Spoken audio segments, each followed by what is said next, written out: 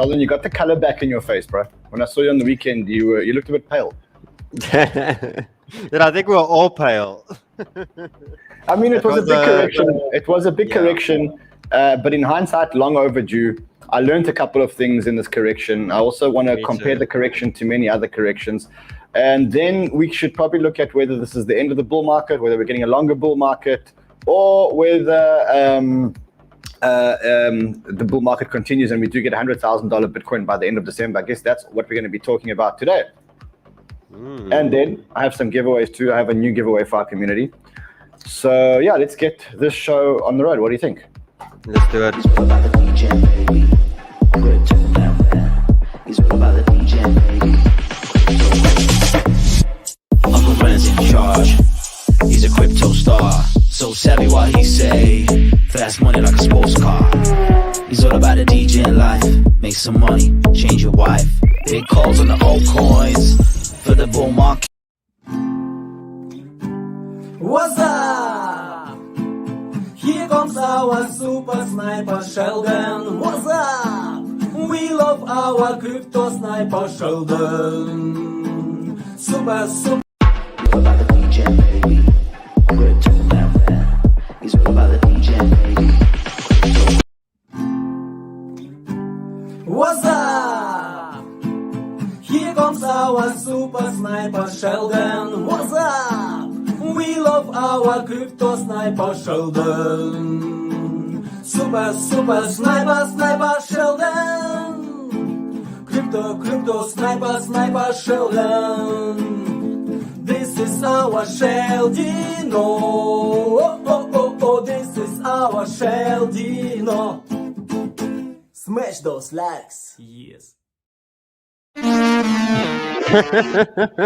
It's a battle between the songs or what? Welcome back, guys. That's it. Well, you got your song, bro. You got your song. Thank you. Yeah. Welcome back, guys. I'm Crypto Man Rand. That is Sheldino Tentino. And if you're here today, congratulate yourselves. Because that means that you're here when the market's going up and when the market's going down. And it's easy to be here when the markets are going up, but it's when the markets are going down that you're going to learn the most. And that's where you actually need us the most. So if you're new to our channel, welcome. Join the over 500,000 people that are in our channel and that we are helping navigate through these crazy times. Subscribe. If you do subscribe, not only do you get a chance to join the Banter bags, and if you don't know what the Banter bags are, you've been living under a rock. What are the Banter bags?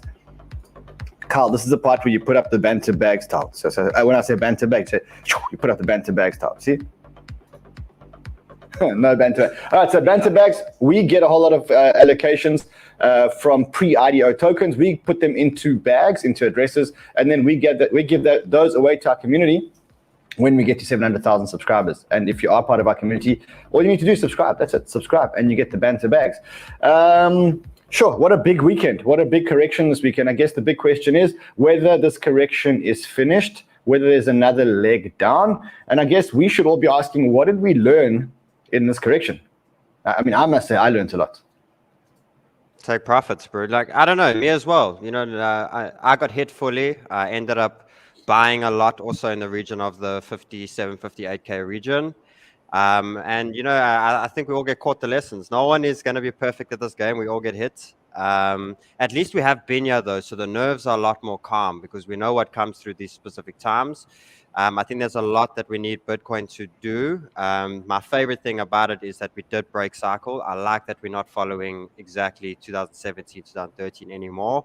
Because I think everything has changed since then. I think there's a lot more adoption happening. I think there's a lot more people that are interested. So I like that we're not working off of a roadmap. I think that's been the biggest problem. I was sucked in PlanB's thing the whole year.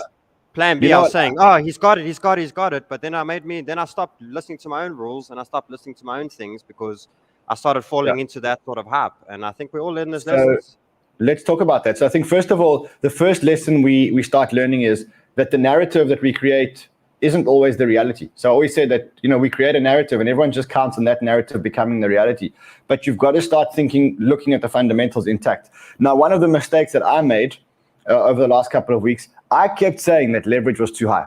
And, you know, we kept talking about it and talking about this leverage. I'm trying to get so here it is, that leverage. And I kept saying the leverage is too high. And then I think we convinced ourselves that this leverage indicator was wrong. But this leverage indicator was right, and the market was over leveraged. And so when we went in to the next part of what looked like a recovery, we were going in on unhealthy leverage.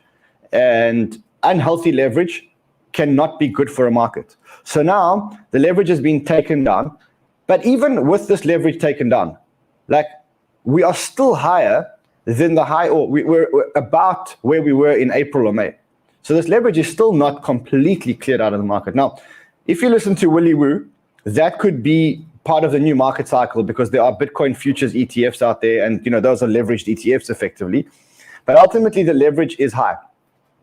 I want to also just show you that when you talk about this correction, it is the third largest on-chain capitulation in the history of Bitcoin. The first one was in March 2020. So this compares to 1.38 in March 2020, 2.65 billion in May 2020, and 3.45 in June. We were at 2.1 billion, 2.18 billion in realized losses. Not really realized losses. This is liquidations. So it's big. It's very big. It's big. It is big, but we needed it because the leverage was getting out of control and this market was getting completely overheated. And that's why I think that this is a very, very, very healthy correction in what otherwise is a bull market. So you look at what TechDev says. All these in 2013 we had 40% corrections. In 2017 we had 40% corrections. In 2021 we've had 6, more or less 40% corrections. Wow, 6 this year. Yeah, so, but that's normal for a bull cycle. It's a part of the game. That's a part of the game. Yeah, look, you can see it. You can see it here. And also, I mean, if you look at PlanB, by the way, thank you guys for all your hard work. PlanB and I are now following each other again, which makes it a whole lot better. Yeah, Kobe and I aren't following each other though, but PlanB and I are following each other. I saw you guys were having a bit of fun yesterday. Yeah, I mean, it's easy to sit behind an avatar and just sit there. And every time that we make a call that doesn't work out, people sit there and comment. But then I said to him, put your money where your mouth is. And then he muscled me out of a bet. So and only if it's $20 million. Obviously, I'm not going to bet $20 million. So muscled me out of a bet instead of taking the bet like a man. But anyway, but what you can see here, so PlanB actually posted, and he also said, look, context, 2017 bear market. This is what 2017 bull market. This is what the 2017 bull market actually looked like. And we all know this chart pretty well, especially the guys who were here in 2017. This is what the bull market looked like. So these pullbacks are healthy. In 2017, we didn't actually look at the leverage. We didn't pay such close attention to leverage because the on-chain metrics weren't that available. But, I mean, you can see that these things are par for the course. And now we can carry on with a much more healthy bull market. I think everyone will agree that where we were was unhealthy. It was highly leveraged. Tokens were only going up. Things were trading at ridiculous valuations, and those valuations were going up. And now it comes down. Now the question is, does this last for a short period of time, or does this last for a long period of time? And that is where the charts are going to help us. And then we're going to look at the on-chain metrics and the fundamentals and the technicals to decide that. Ultimately, I think we're all at the mercy of one thing at the moment, and that is the Fed and how the Fed is playing the stock market. Okay, so we can't really tell too much about the stock market yet. We can see that it's slightly up from where it closed on Friday, but it's still down from its top. It's still down about 7 or 8%. So question is whether that's enough for the Fed to control inflation, or whether they're going to are they going to keep jabbing this market until eventually this market, goes a bit further down and they can slow down this heat that's happening in the big economy. That's what it's all about. That's what it's all about.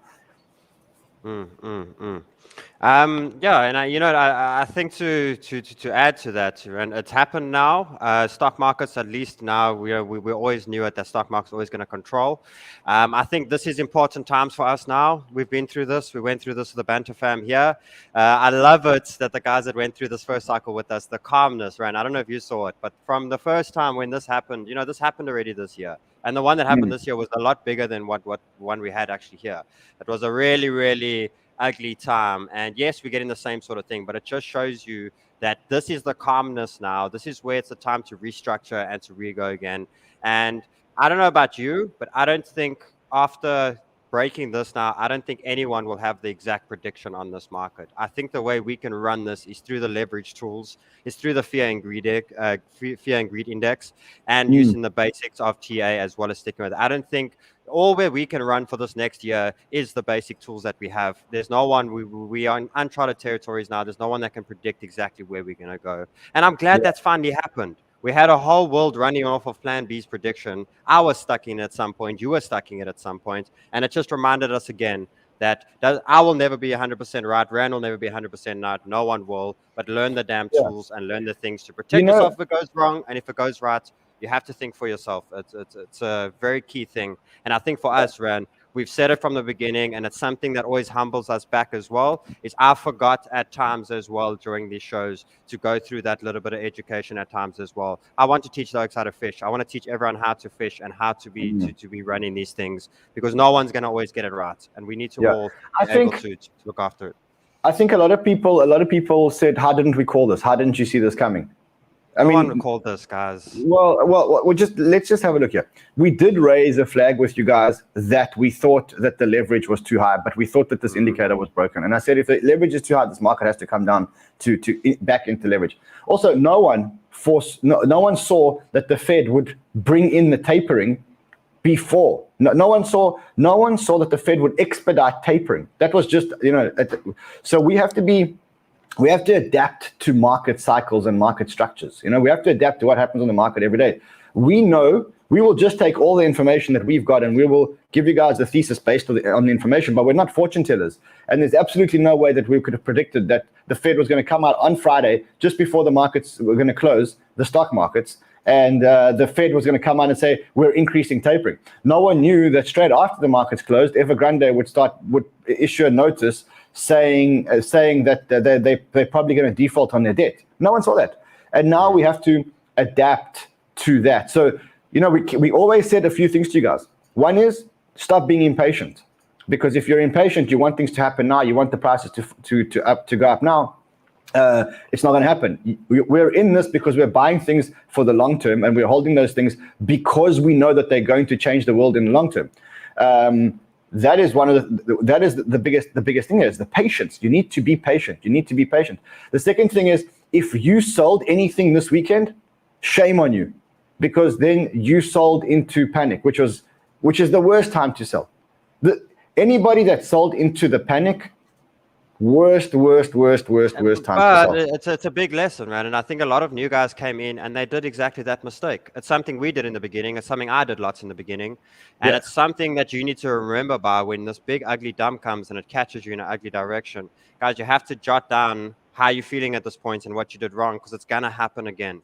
It's going to happen in your future career again. It's going to hit again. And I think from us, Rand, last thing you have to add is no one saw this. I never saw this happening this quick. I never saw it done. But me and Rand have seen this many times in our 2 year. Mine is 2 years. Rand's a lot more time that he's been in the market, and we've made a lot of money after these things, and we've done it. So I've already been through 10 of these massive dumps, and I've managed to come on top way ahead. So we do get ahead of this stuff.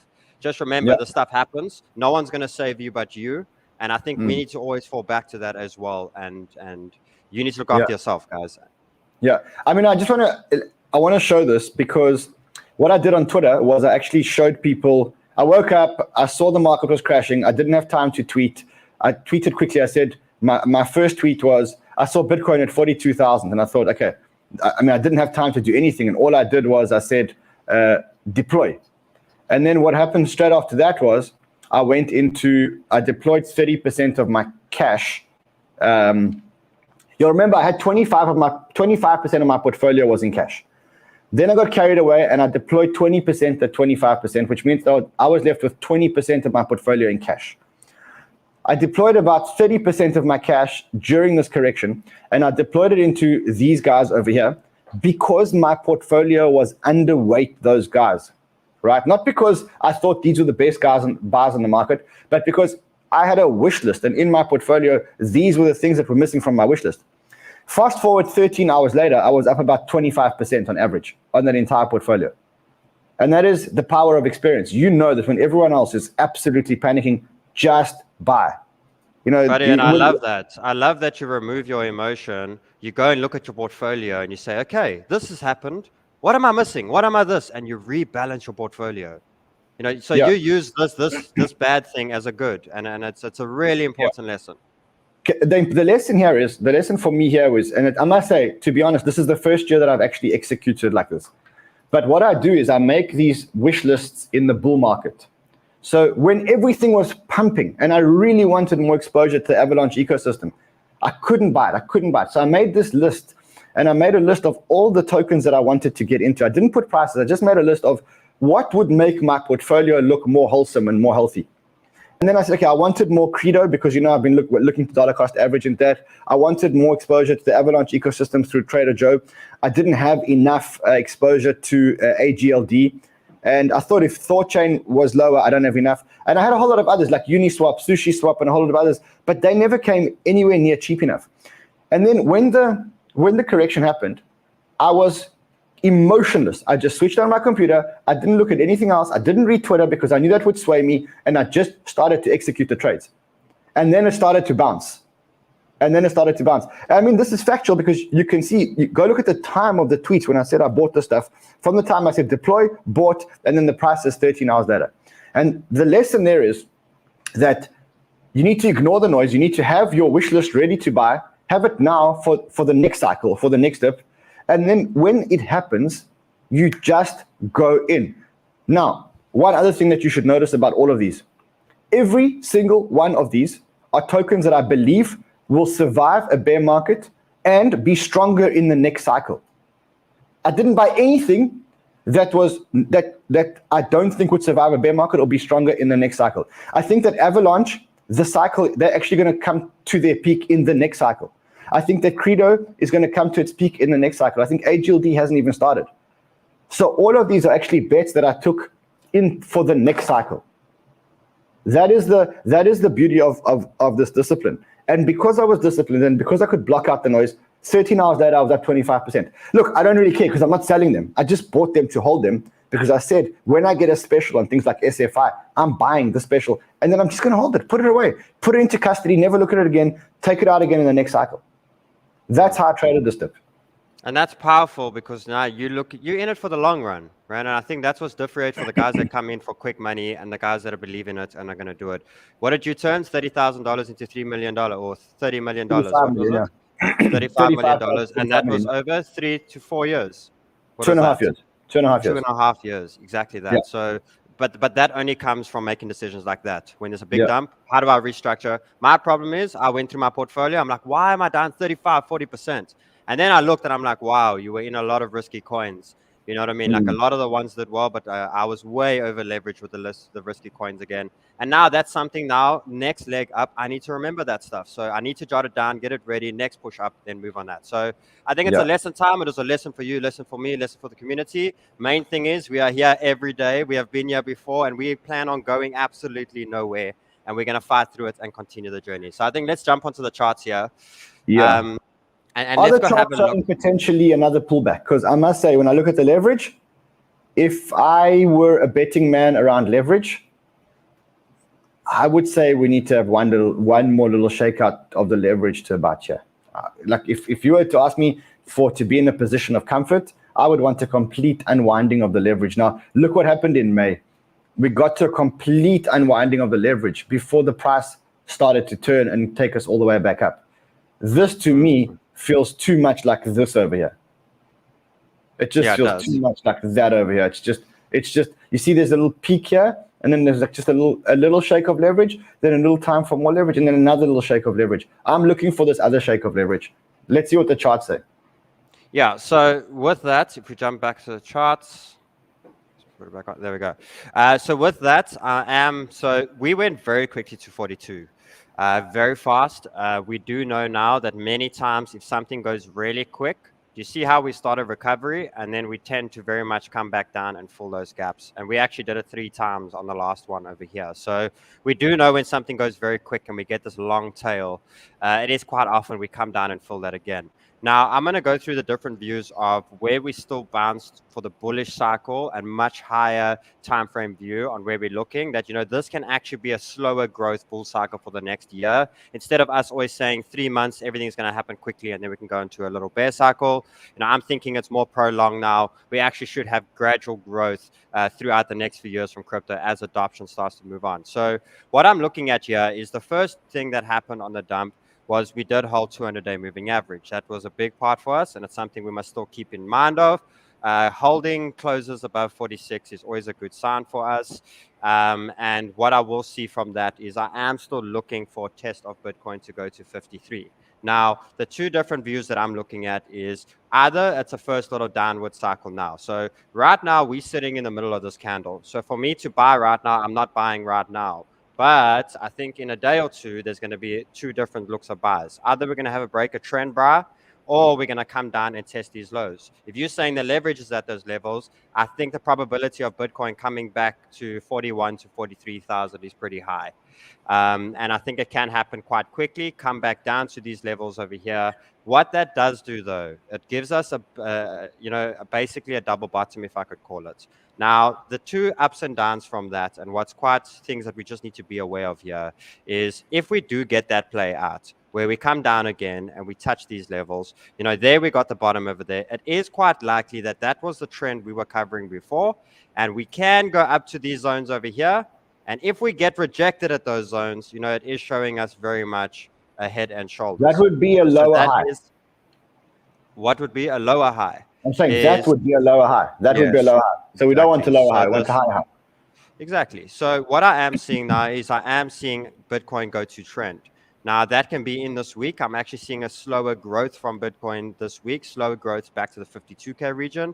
The only thing is we have stock markets opening up later. We did have the futures. I'll get to that shortly now. But it all matters on how they react. It was quite weird to see. It wasn't a big bounce, but it was weird to see that they held their ground, even though that crypto had such a big dip. We never had such a big dip from the US 30. Now, if we do have the drop off here first, that'll be great. It will shake out some sort of leverage again. And then I think we're going up to go test trend, which is in the region of 51 to 53K sort of region. So what I'm doing is I'm not buying right now. I'm waiting for this zone over here of Bitcoin between 41 and 43. That goes with my alts, it goes with everything, because dominance, even though it's been trailing downwards, we're still in favor, but we're still running in a sideways channel, which I'll get to shortly. So this is the buy I want to be capturing over here.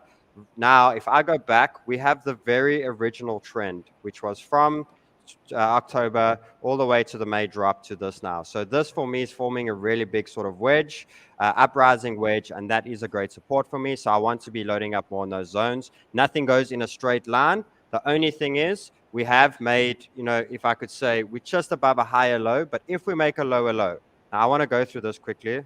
Why is it doing that? There we go. Now, think about this view where we were last time. We smashed a higher high, okay? This was now in March or May, April in that time. Very similar to over here, okay? But then we had the lows, which were these zones over here, and we made the lower low. That lower low is a very key indication for us, because when we intend a lower low, it's very likely we're going to make a higher high. Now, is Bitcoin going to is it going to have a second leg down that can take it back down to the 30K sort of region?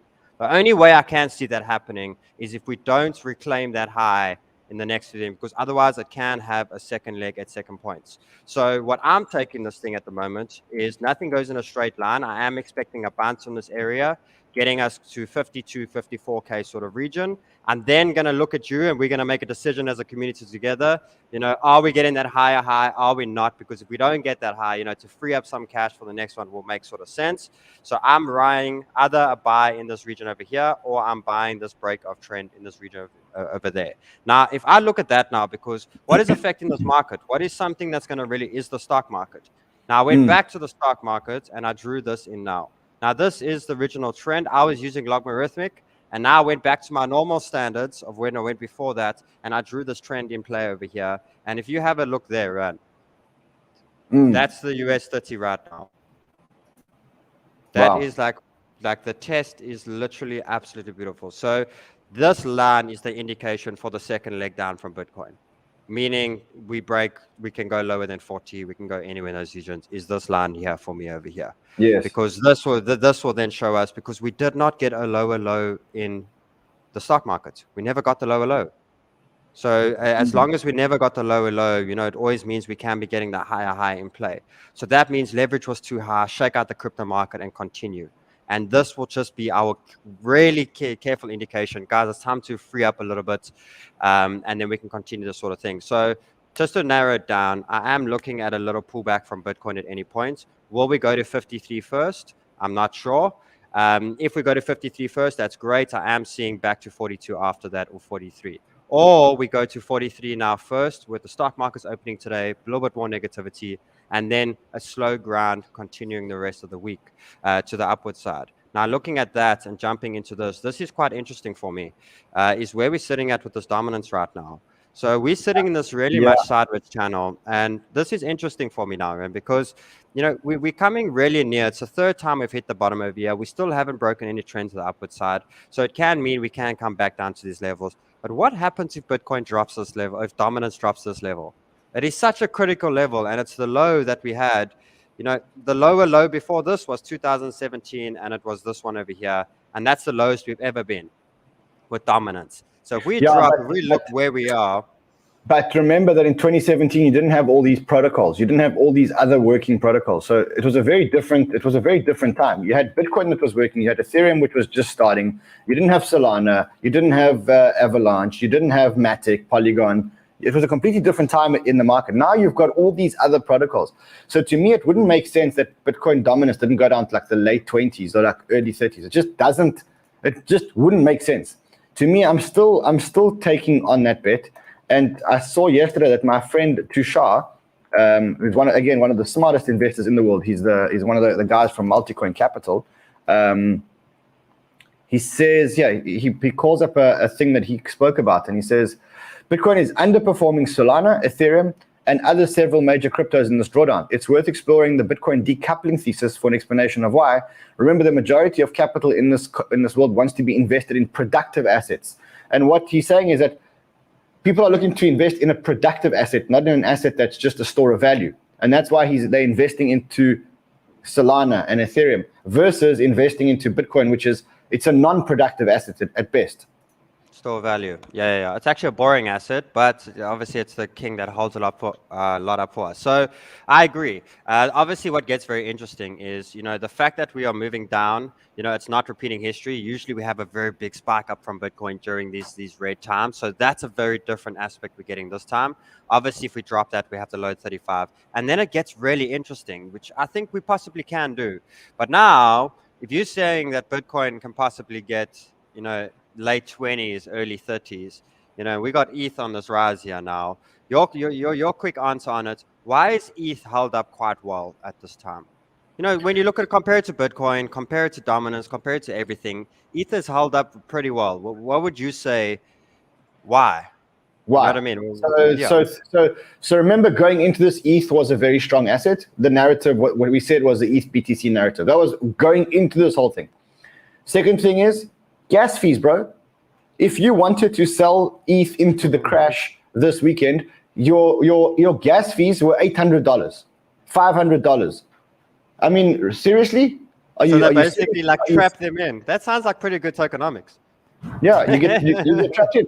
In this case, it was a bug. It was a feature, not a bug. The ETH high gas fees were a feature. They weren't a bug in this case. And it actually works. So looking at that, coming down to this again, where we're looking at the weekly, we've completely smashed out, and I'm seeing a 25% dominant from ETH coming up. So the fact that we still have this growing like that, and we obviously have the Bitcoin to ETH as well, looking really strong. I just think the bull market has changed. I don't think it's so aggressive anymore, and I think we're going to have a more gradual growth throughout 2022. And all that we can do now is we can run off the leverages. We know now, guys, it's a lesson. Put it in your book. When leverage is sitting, you get that chart that Rand uses.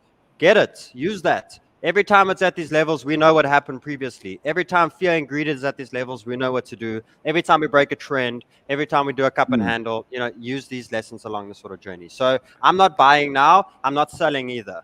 I'll only be looking at any point if Bitcoin goes to 53, anywhere in those regions, and we don't get that higher high, I might start selling off a little bit more. I'll be here to help you with that. But I won't be selling coins now, and I'll only be looking to buy for the coins that go and test those lows again. Bitcoin goes and tests those lows again, I'm buying, and I'm buying alts with it, the ones that I missed out. I'm balancing my portfolio. I'm losing some of my higher risk tokens, going more into the other ones, because even the really good fundamental coins are flipping cheap. They are very, very, very cheap.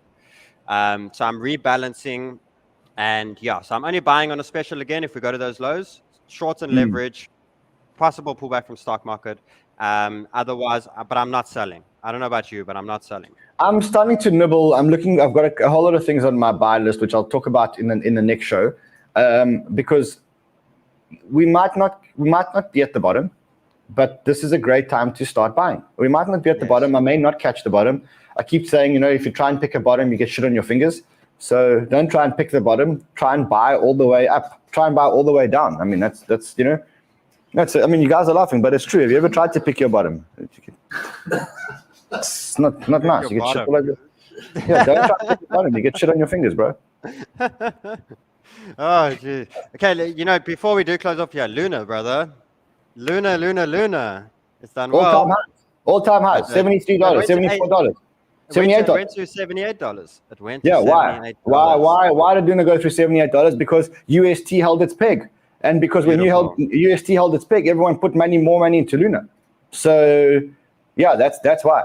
Now, anyway, before we end the show today, what I want to do is something completely different, right? So, Jamie Matthewman wins today. Mish the Degen wins today. Eric Kelly wins today. You see, we caught the Twitch bots completely off guard. Completely off guard. We caught those Twitch bots. Completely off guard. We caught them. Here we go. Siddharth Bagai, he also wins today. Now what's the Twitch things? Now you see, now the Twitch boys are back online and they're attacking our stream. Alrighty, so what did you win? That's the question. That's the question. What did you win? I had to do it like that because otherwise we never. Yeah. John L, you also win today, bro. Yeah. Okay, what do you all win? What do you win? Well, you win PathDAO. So PathDAO is a gaming guild DAO, which is a decentralized gaming guild. Super project, which is launching now on Copper. This is one that we've backed. We love this project. And you can see that right now, if you look at the price right now, the price is about 54 cents. Now, we are giving away 10,000 tokens, right? So if we give away, what do we give away? Like 250 tokens per person? What do you say?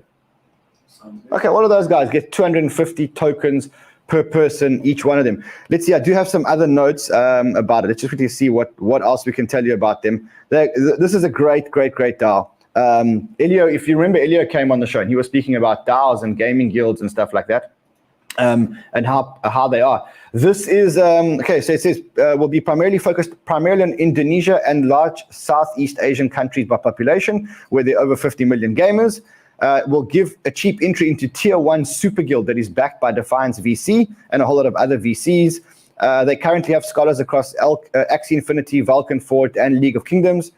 And yeah, so I mean, this is a great project. You guys, right now, the IDO is happening on Copper. You guys get 250 tokens each just for winning. And we caught them off guard completely. Clever with that. Sam Can, you also win 250 tokens. You see, we've got the Twitch guys. You see, the bots don't know. The bots wait for me to say giveaways, and then bang, now the bots are back. Guys, while we are having a short-term little pullback in Bitcoin again, I will be stocking up on this buy. So just to confirm that this, like anywhere, if we can get Bitcoin between 41 and 43, 44, I will be then enabling and be adding, looking what's lacking in the portfolio, and I'll be adding definitely. Yeah. There was something else that I wanted to say. Oh, CoinPanel. Every single one of these buys and these sells was updated on CoinPanel live and in real time. because we've got the new CoinPanel system, which shows you when the trades are in play. Sheldon, maybe just flick over to the CoinPanel just so the guys can see what the CoinPanel people are getting. Check quick. Cool. No problem. Yeah. So if you want CoinPanel, you want Sheldon in your pocket, there is a referral link below. They've really jacked up the system with a flagging system to show you when trades are in play. And then our team keeps updating the trades. Yeah, we had a lot of good stop losses that went through, which was great. And then we help you. Now you've been stopped out. What do you do next? Where do you buy next? Where do you do that? And now we got a little updating system that helps you with all of that by giving you see all these little waiting things over here, all these little timer things over here. It's telling you that the trades are nearly ready. Just be patient. And what will happen is these will switch to green. Will tell you when they're actually ready, and you'll get notified on when that actually happens, and they will be helping you with risk management, TPs, all of that along the actual journey. So do you want to just show the guys how you put the stop losses in and all the narratives? Just show the guys what it looks like. Yeah, I'm just waiting for this to load up quickly while I wait for it. I might have to reboot the computer, buddy. So I will show it again tomorrow. On what it's doing. If you want it, there's like 2 weeks for free. There's like 2 weeks for free, and then from that point you have to start paying. I think it's $20 or $30 a month. So if you still have $29, if you still have $20 or $30 a month after this crash, then it's probably a good investment. Yeah. Oh, there we go. Yeah.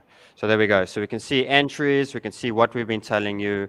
It's in play, how it's working, where you're buying, TPs, stop losses, all of that, etc. So it's a really cool tool. Amazing. All right, guys, we'll see you guys at 10 a.m. EST. We're going to talk about the bull market, the bear market, how I'm playing it, and what's on my wish list and why. We'll see you guys then. It's 9 a.m. EST, 9 a.m. EST. Until then, trade well, my friends. Much love.